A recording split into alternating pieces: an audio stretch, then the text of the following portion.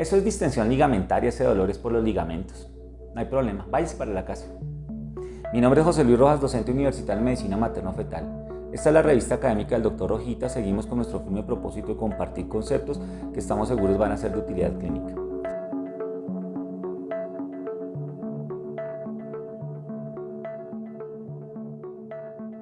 El día de hoy vamos a hablar de motivos de consulta. Parte 1, dolor hipogástrico, dolor bajito.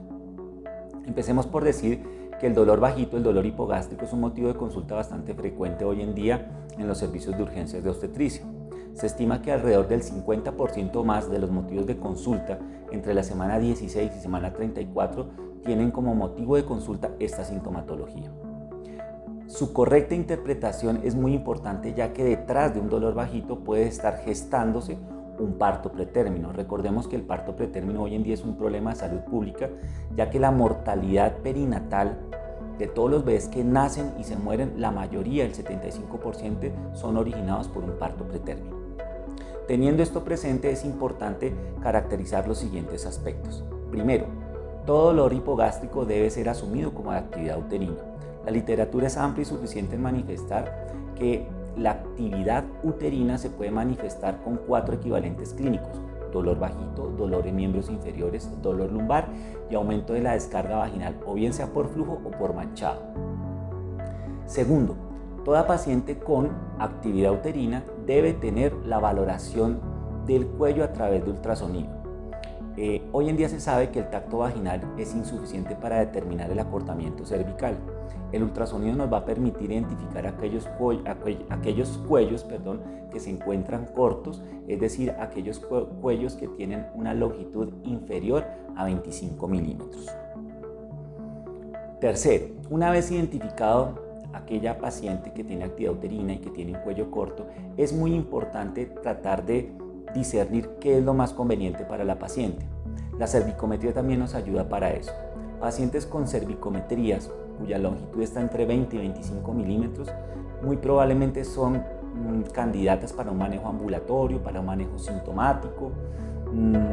Aquella paciente que tiene un cuello entre 10 y 20 milímetros, usualmente el manejo es hospitalario, de observación por un corto periodo de tiempo, se da un manejo analgésico, se mira cómo evoluciona la paciente y de acuerdo a ello se va a determinar si requiere inducción de la maduración pulmonar o neuroprotección según la edad.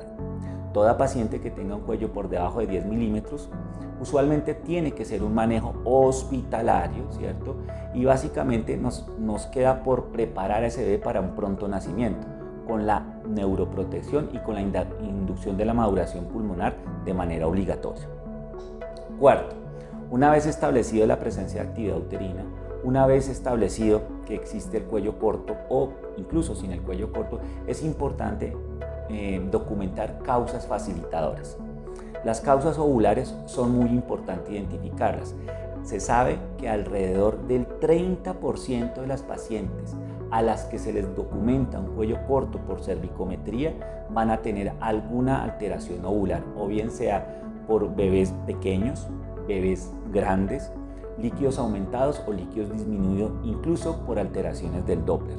Entonces, en este punto es fundamental siempre realizar una ecografía obstétrica, ojalá de manos experimentadas, para detectar si esa sintomatología está asociada o no a alguna alteración ovular.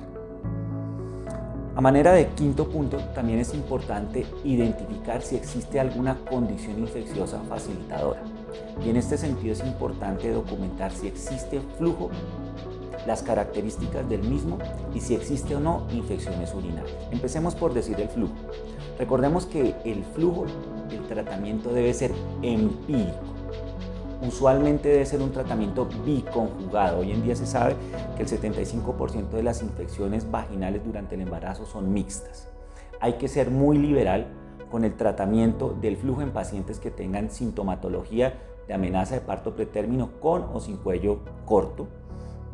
Y este tratamiento no requiere la mediación de un frotis de flujo vaginal. Un frotis de flujo vaginal hoy en día en urgencias está proscrito. Si la paciente refiere flujo abundante, el tratamiento debe ser empírico e idealmente biconjugado. Es importante señalar también que las infecciones urinarias no son la causa del dolor bajito, son la condición que va a facilitar que exista algo de actividad uterina, y esa actividad uterina va a ser la que va a originar la sintomatología de dolor.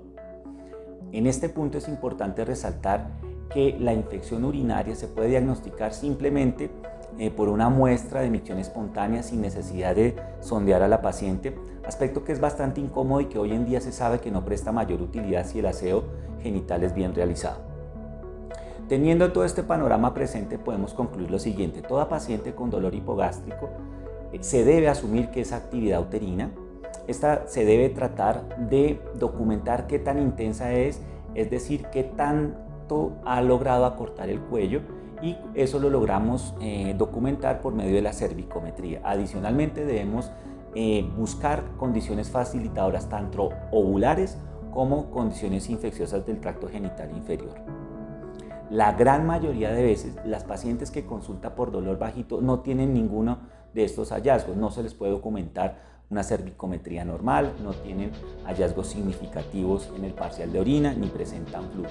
Y esto es lo que a muchos ha llevado a manifestar que la mayoría de pacientes tiene como causa de ese dolor la distensión ligamentaria, y usualmente sí es así, pero este es un diagnóstico de descarte, no debe ser el diagnóstico en el que comencemos a trabajar para manejar una paciente con dolor hipogástrico. Recuerden que detrás de un dolor hipogástrico puede estar gestándose un parto pretérmino. Muchas gracias.